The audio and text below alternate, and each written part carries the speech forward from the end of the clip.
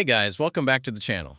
In this tutorial, I'll show you how to uninstall the Windows 11 update KB5079473 step by step. This can help if the update is causing problems with your system.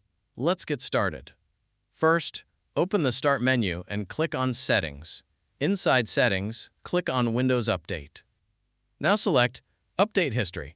Scroll all the way down to the bottom of the page. Click on Uninstall Updates. This will open a list of all the installed updates on your computer.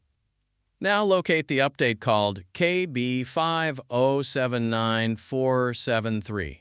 Click Uninstall next to the update. A confirmation window will appear. Click Uninstall again. Windows will now begin removing the update and its related files. Wait for the process to finish. Once the update has been removed, restart your computer to finish the process. If this tutorial helped you, don't forget to like and subscribe. Thanks for watching, and I'll see you in the next one.